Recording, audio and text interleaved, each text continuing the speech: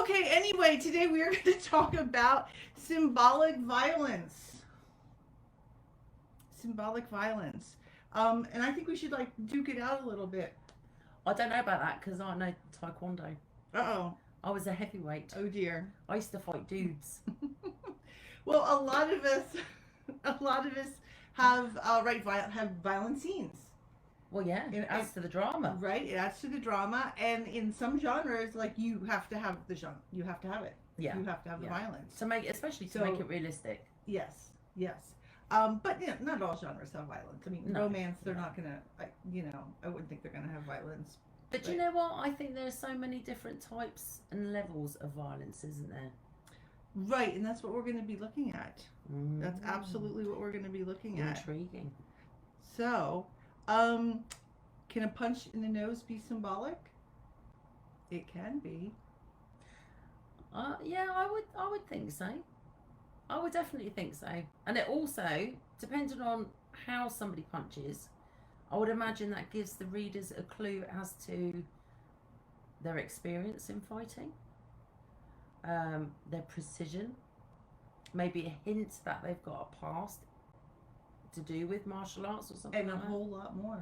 And a whole lot more. Okay, so we're gonna look at different kinds of violence. Okay. Okay. So the first kind of violence is thematic violence.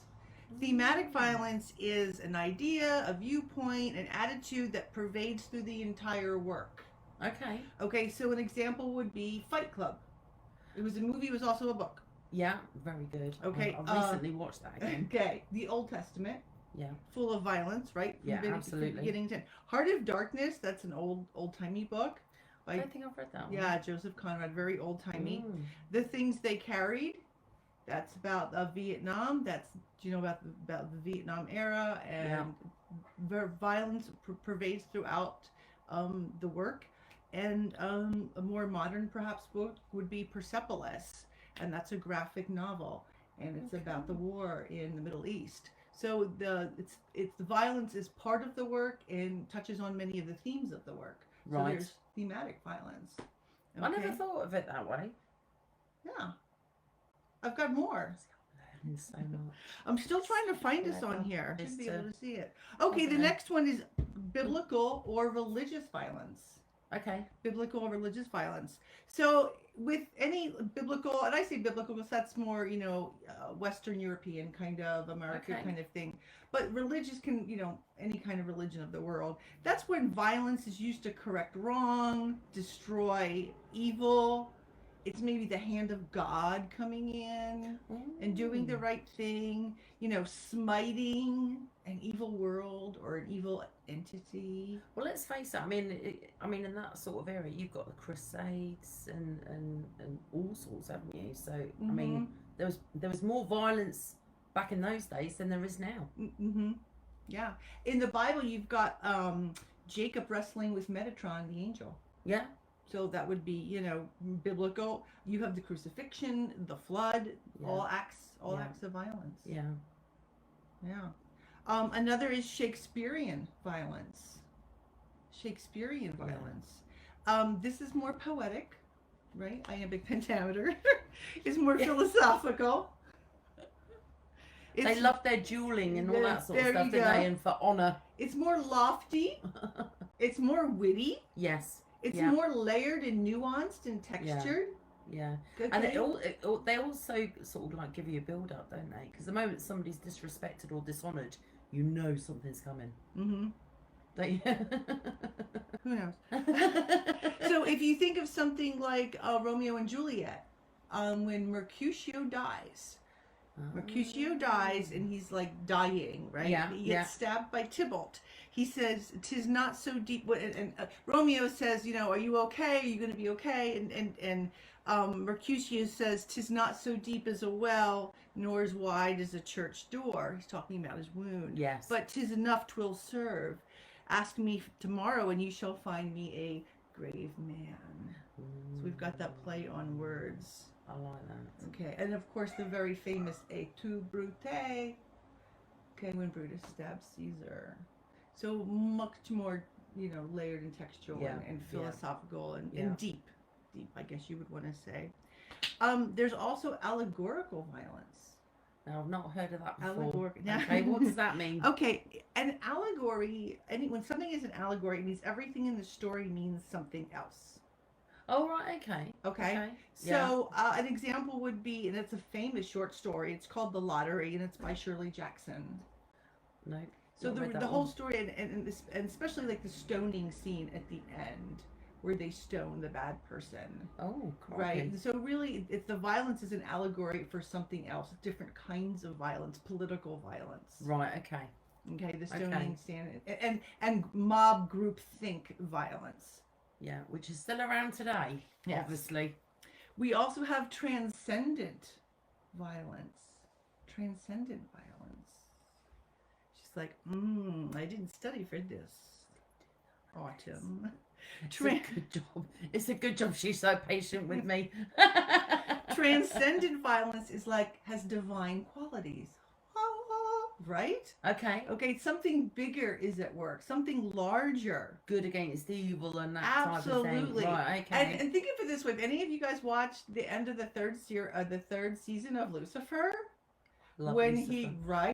he's so smoking hot. So when he stands there and he turns into Satan, and he's just like, go back to hell, right? And then all the little demons start going back to, that was like transcendent. He was doing like a good thing. He was right. Right? Okay. Another example would be like Like Water for Chocolate by Laura Esquivel.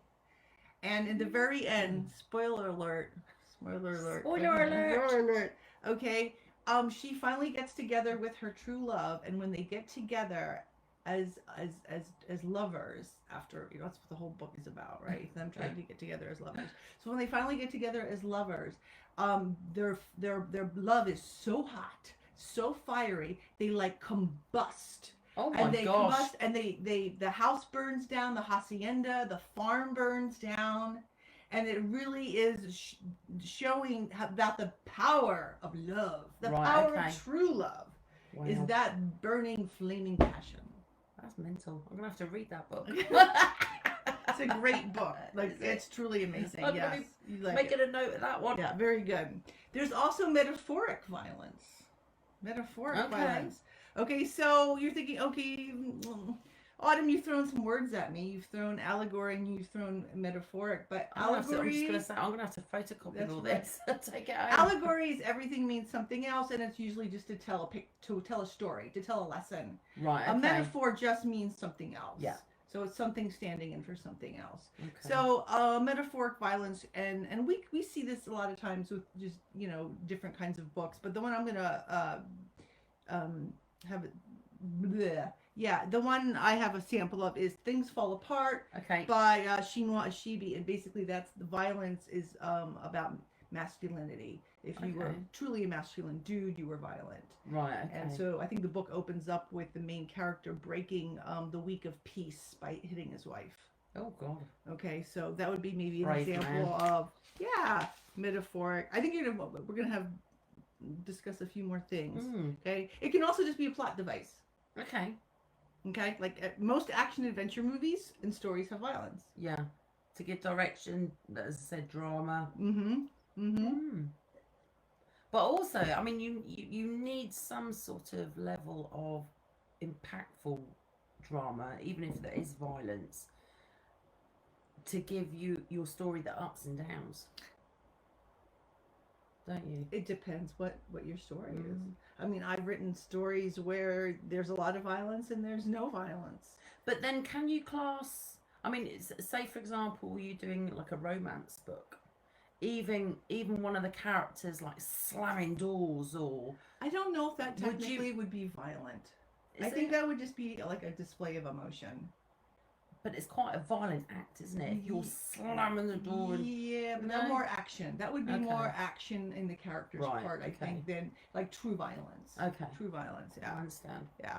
So, plot device, of course, we just said everybody needs plot device, especially. And not all books have violence. Like, they just don't. And then there's symbolic violence. Now, symbolic violence means there's that act of violence can mean many, have like many layers of meaning. Right. Okay. It's like a more sophisticated kind of complex idea. And an Right. example would be in The God of Small Things. It's a fabulous novel. One of the characters at the end is beaten to a bloody pulp. Oh my gosh. Okay, by the cops. And it's symbolic of the injustice of India's caste system. Right. This consequences of disregarding cultural taboos or breaking cultural taboos. Yeah. And the cost of true love in a racist society. So that's really what that beating is. So you can It look at that signifies. beating on the bigger picture, because it did so much. It destroyed pretty much everything, that beating. Oh my gosh. Yeah. And there's just gratuitous violence. Yeah. You know, and we like that, I think. Most people do. As long as it's at a distance. Right?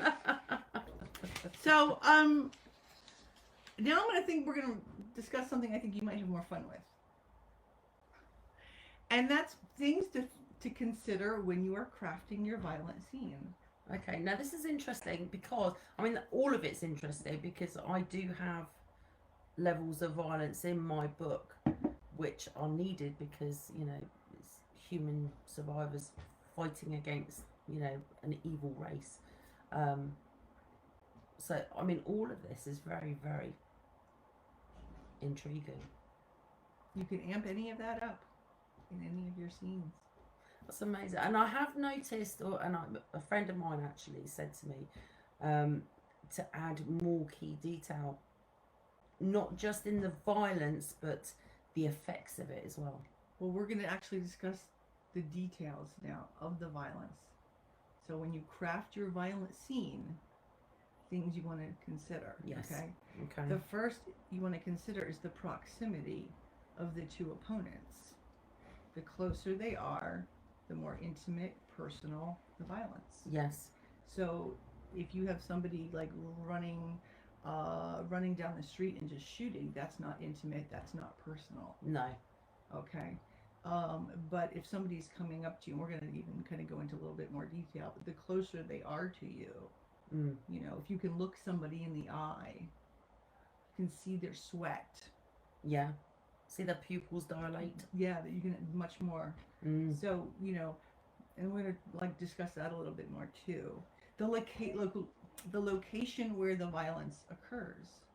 The violence occurs. Yeah. So a fight in a church has different implications than a fight in a forest, or a fight in a castle, Yeah, or a absolutely. fight in heaven, or a fight in hell. Yeah. Right? Yeah, location. That's right.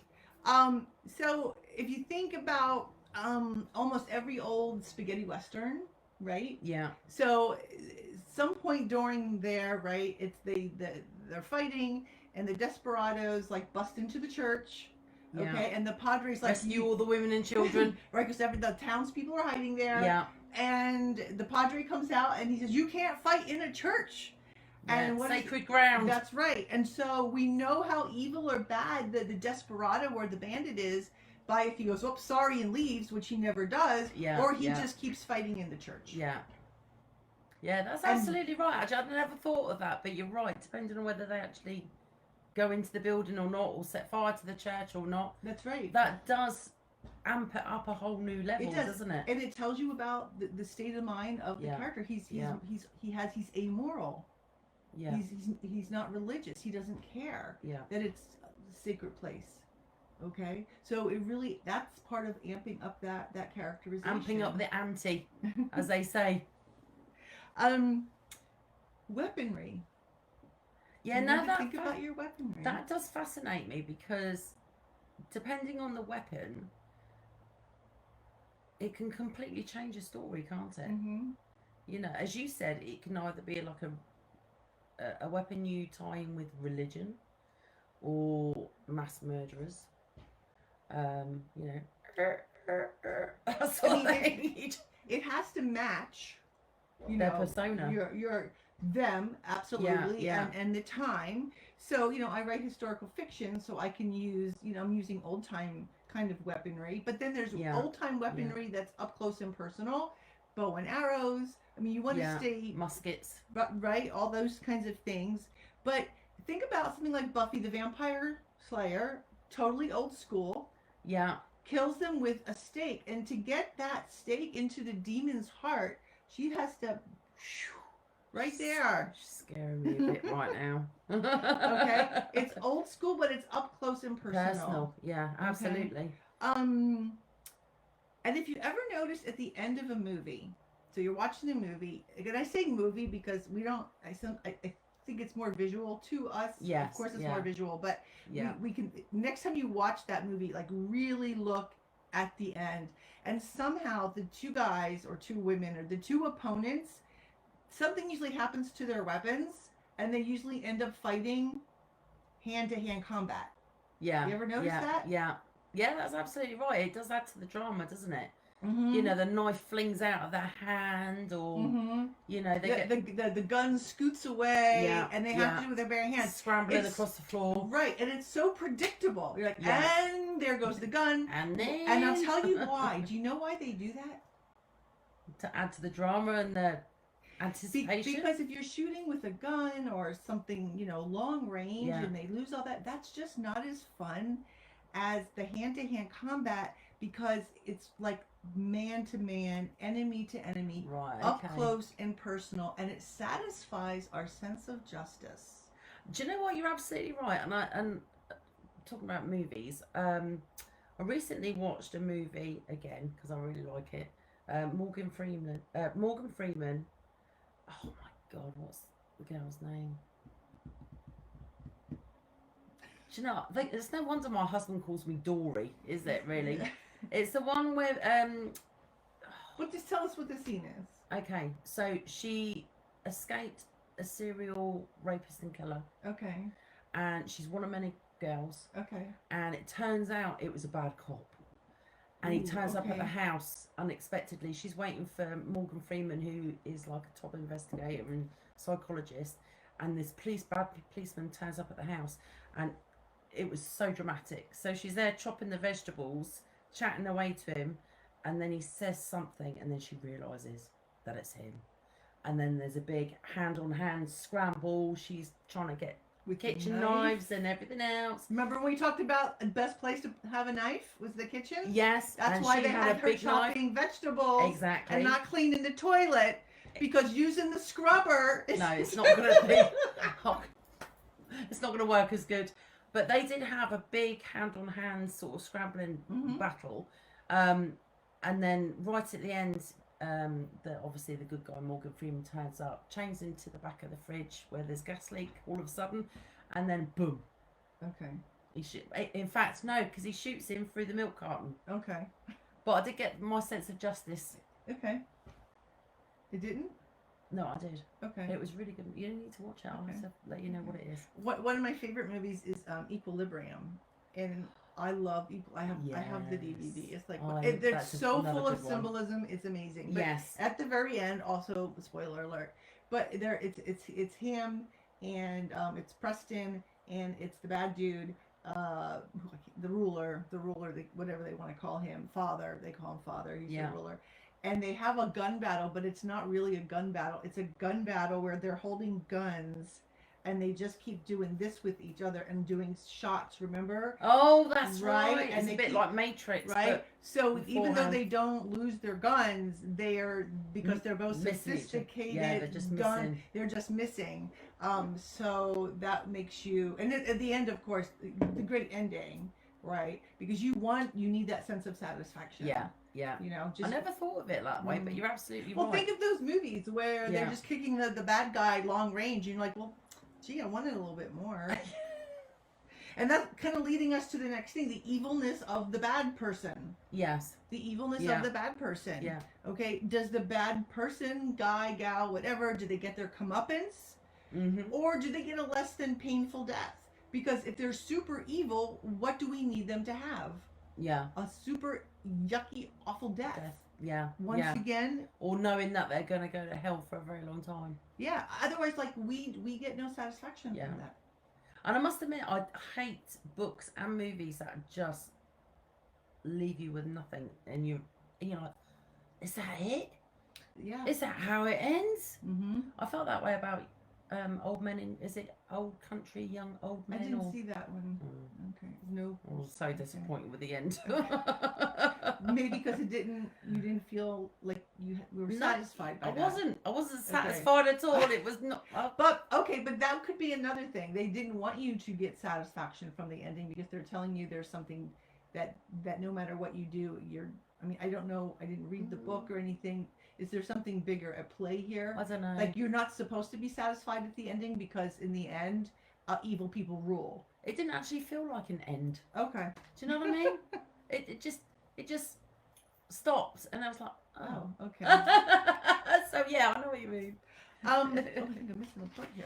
Okay, soft up. So the other part is what body part delivers the hit? Oh, no, that's a good one. What part delivers the hit? So a fist, a leg, a knee, a finger, a head. A finger in your eye is going to be more personal than a knee to the groin. I agree. Okay. Yeah. Mm-hmm. A headbutt hurts us both. Yeah. Right? Yeah. And a roundhouse kick or some kind of karate kick or whatever shows a lot of skill. Okay. But and that will show their skill level and everything if it's that kind of long, cool, Matrix kind of style thing. Yeah. But somebody, if you're, once again, if it's my hands around somebody's neck. Yeah, that's definitely a lot more personal. That's a lot more personal. And then that's usually why they do those close-ups and the slow-mo, because it's our sense of satisfaction. And always in those violent scenes, it seems like the good person is losing until the very end. Until the very end. And that's just little tricks that they do to make it look like they're going to win. I hope there's very few movies where you're like, oh, the bad guy won. Who'd have thought? But right? Yeah, absolutely. But also, it's taking psychology into account, isn't it? Because I mean, I'm a bit of a CSI addict. Okay. I love anything like that. I love finding out how they catch bad guys. So having watched all that sort of stuff, there are levels of violence that are classed as extremely personal, isn't there? Like stabbing. So, when profilers see stabbing as a very personal action rather than poisoning. And by the way, most poisoners are women. Yes, they are. Just so you know. They are. So yeah, you're absolutely right. It's how we kill people. It's a miracle my husband's still alive after 30 years of my cooking, really. He deserves a medal. But yeah, so not only physical violence, but using a weapon, both can be very personal. So is that punch, okay, so that's your fist to the nose. It would depend where that fist is going to. Yeah. Or like I said, a knee, a kick. Yeah. But also, what part gets the hit? What part absolutely gets the hit? Now, think of it this way, and I'm going to tell you a real life example that is extremely symbolic. You might remember a few years ago, maybe 10, 20, Lorena Bobbitt chopped off her husband's woohoo. She did. Drove away and threw it out the window. She did, cheating bastard. Excuse me. Yeah. Bleep, bleep, bleep. Yeah. She chopped it off. It was a symbol. Basically, she wanted to absolutely. It's like, you cheat on me, this is what you're gonna get. And he also raped her and beat her and harassed her. Raped her and beat her. So I didn't know that. Yeah, he raped her. So that was. It's very symbolic. Now I know even more why she did it. Right. So a woman, a knee to a groin. Yeah. Okay. Yeah. If somebody stabs you in the heart, or slices off your neck. Yeah. You want to think, or gouges out your eyes, right? Oedipus, he gouges out his own eyes in the Greek play Oedipus when he actually sees the real truth. Right. He gouges out his own eyes. So symbolic, right? Yeah. Because he didn't see the truth that he had killed his father and slept with his mother. Yeah. That was that. Yeah. So you want to think about, now the thing is with violence, do you have to do this? Any of this? No. You can just write your scene. Yeah. But sometimes you can add extra punch. Yeah. Proverbially. Okay. You can reveal more of your character by what are they going for? Are they gouging out a stomach? Are they gutting them from in Macbeth, in the beginning of Macbeth, he comes back from battle, and he or somebody is reporting on Macbeth in battle, and they said that they ripped him from seam to nave, or nave to seam, basically whoosh, all the way up. Yeah. And you're going, oh, Macbeth's a badass. Yeah. Right? Yeah. Okay. So, I mean, and also, like, think about backstabbers. Yeah, absolutely. Okay? Absolutely. Right? So we call people backstabbers in medieval times. Yeah. The king would line up his warriors after a battle, and people who had front-facing wounds, they considered they met the challenge head on. Yes. Okay? Yeah. And they were rewarded. People, warriors with back-facing wounds, they considered cowards because they were running away. So we still think of that kind of thing. Yeah, that's absolutely. Still part of what we see. Also, I think it can show the cowardice of one of the characters as well. You know, if somebody's attacked from behind, then obviously that shows that that person Absolutely. is a cowardly personality. Absolutely. And wants to, you know, has the need to be violent, but isn't confident about doing it. No. Yeah. Mm-hmm. It's fascinating, isn't it? But it's strange, isn't it? It's not until you actually break all this sort of things down that you realise how much it actually matters. It can. Yeah. I mean, some people, there's a lot of books I read that just have violence, and I have, you know, Dragon Lady had a lot of violence in it because, you know, pirates. Yeah. But and there was times during the violent scenes that I had to be careful, or I was careful, how I wanted you to like her and sympathize her. Yeah. Yeah. So I couldn't make her overly vicious. Yeah. And yet because you won't be able to connect with her. Right. And yet you had to show, you know, elements of her. So there was a scene in that novel that I loved writing, and I actually had a beta reader look at it, and I said, "Do you hate her after this scene?" And they go, "No, I like her more." Ah, that's so So cool. she kills another woman, and the way she does it, it's violent and yet sneaky and awful, and I loved writing the scene. Yeah. So I think a lot of times, you know, writing violent scenes are just tough anyway. They are tough because you know, it's a very fine line, isn't it, between just enough where the reader can, you know, still use their imagination to fill in, you know, the things that you're not saying, but then too much is just it can be too overpowering. Right. And another thing with violent scenes, when you write violent scenes, when we watch a movie, everything happens at the same time. So you're watching the punch, your head going back, the blood splurting. Yeah. When you're reading that, you can't write all that. So what I found when I write violent scenes, I make the sentence short. Yes. When you shorter sentence, you tend to read faster. Longer sentences, you tend to read, they're just longer. And so you have more impact with shorter sentences. Yeah, I agree with that, absolutely. And it makes it seem faster. Yes. Because really that, you know, I've attended, you know, conferences where there was, with, you know, action adventure writers, and they're saying writing the action adventure is tough because you have to write all those things that you would just see instantly in a movie. Yeah. And you don't want to take a page to write that. No. So you have to find good words that will actually give you the visual. Yes. For that. Yeah. I agree with that, and the one I'm about to release is a very big battle with lots and lots of characters of different races and all that sort of stuff, and trying to put down on paper what's going on in my head. It's tough. Mm-hmm. It really, really is tough.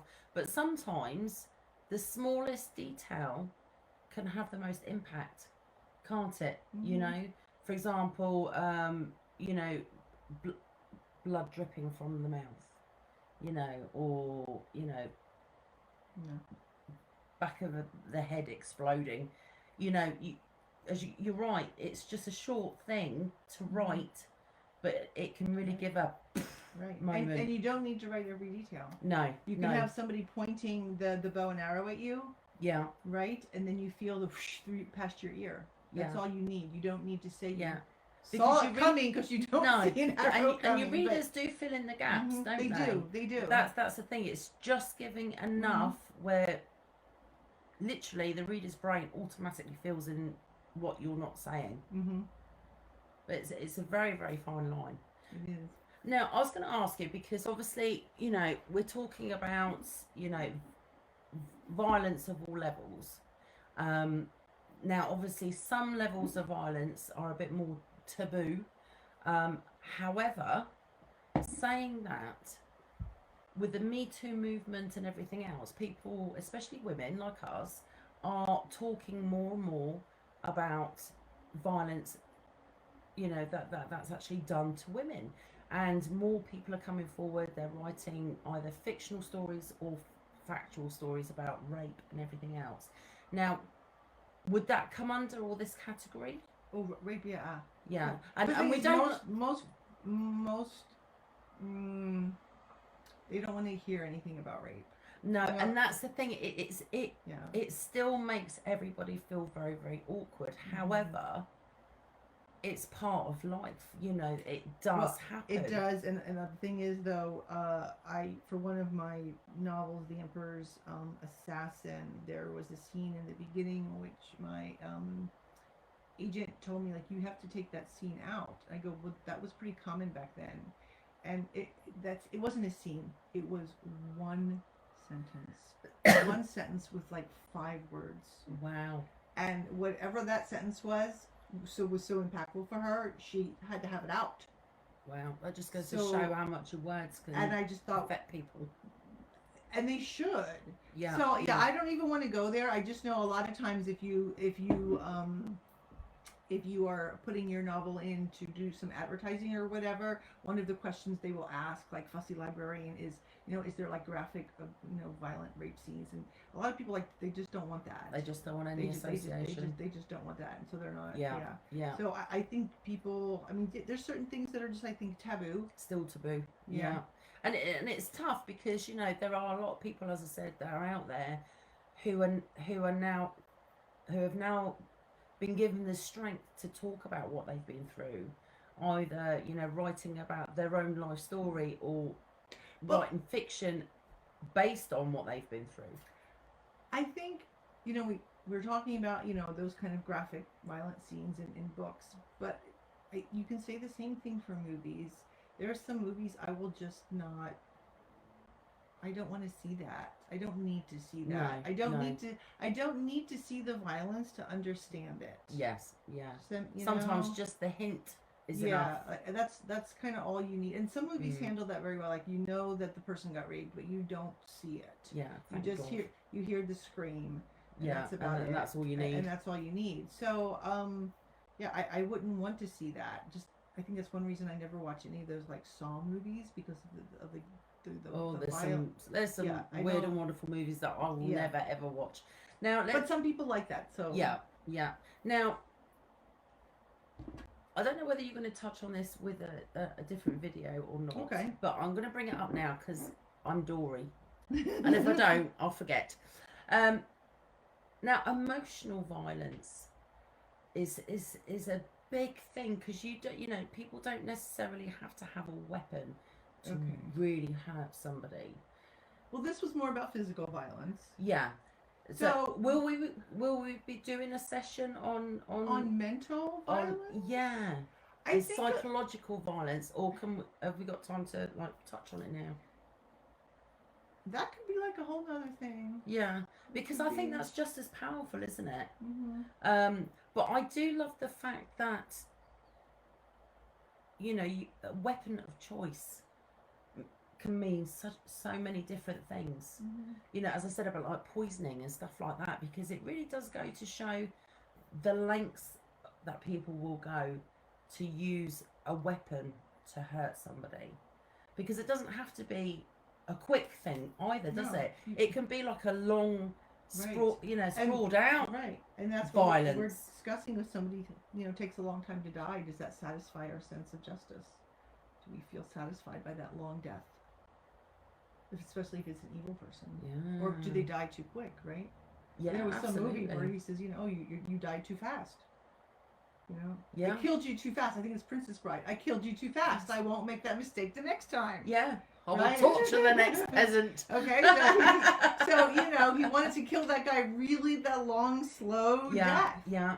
So It's amazing, isn't it? it is. And I'll tell you what really fascinates me, in a morbid sort of sense of way, is that a lot of the fictional books and everything else that are out and are being produced, so much of it is actually based on real life stuff, isn't it? Mm-hmm. You know, I mean, as I was saying, like Norman Bates and you know, these characters are based on real people, which is really quite terrifying, to be honest. Well, that's a whole genre. Yes. Mm-hmm. But it is absolutely Crime crazy. fiction. No, crime fiction or crime nonfiction. Well, it's a genre of what you're reading about. Yeah. But it's Mm-hmm. it's very Crime telling. nonfiction. Yeah. It is very, very telling, especially with the psychology as well. I mean, Norman Bates is a good example because, you know, obviously he had that fixation of his mother and was doing things to please her and talking to her, and it was all very weird. But it was strange how, you know, that weapon of choice was so symbolic. Yeah. Because it was up close. I mean, it was so Right. up close and Right, because personal. that's what he wanted to make his mother suffer. Yeah. Well, it was weird though, wasn't it? Because he wanted to make. I didn't watch that. You didn't. No. See, it was. I can't watch scary movies. I can write I'm an scary addict. scenes. I can write violent scenes. Yeah. But I don't really want to watch scary movies. See, I like that example because he loved his mother, even though she controlled him. So it was an absolute love-hate thing. But he wanted to please her, but he also despised her as well. I mean, how complex can you get? But it really worked. Mm-hmm. Do you know what I mean? And I love your character, the Dragon Lady, because she fights for everything she gets, doesn't she? But she doesn't always fight. She's fighting for her life, and And sometimes she fights dirty. yeah. Mm-hmm. But it was fun. It was fun writing that. You guys need to read it. But it just goes to show that a woman can have just as much violent power as a man, doesn't it? Mm-hmm. It's just fascinating. Yeah. Just a lady. Okay, so that's what we've got for violence today. That's fantastic, and we definitely need to do a session on We will. sex scenes. Okay, we can do that. And I say that because I was going to do blood next. we can do blood next. But we definitely need to do the sex scene one Okay. because on one of the posts that I shared, it was one that quite a few people said that they we can struggled do that. with. I actually have an article for that. Yeah. Women's writers. So we can Yeah. go through that and then writing a sex scene. Yeah, but From blood. violence We're to gonna do- sex. Well, should we do blood first? Whatever you want. Well, let's have a vote. Well, Let's get everybody involved. What would you like for next Wednesday? yeah. So for next Wednesday, You want sex or blood? you want sex or blood? I never thought I'd say that in the same sentence. If it's vampire, it's both. Well, exactly. Okay, are we done? We're done. We're done. Okay. So in the comments, let us know what you want for next Wednesday, and we can, talk about blood and the many aspects of it, because Or sex? or talk about sex scenes and romance and all that type of thing, and how to How be to write descriptive. how to write a nasty scene. Exactly, and how many levels there are, because there's so many different levels for each genre. Obviously, some of you are young adult authors, so maybe we can talk about how to There's like 5 levels, I believe. touch on it but not quite say it and all that sort of stuff. So leave in keep the it comments. PG. Yeah. Keep it PG. She Alrighty. says that hopefully. Oh no, for sure. I'm gonna bring a bleep button with me just in case. No, for sure. Keep it PG. Should we wave goodbye? Yes, thank you for joining us, Thank everybody. you. And we will see you all again soon.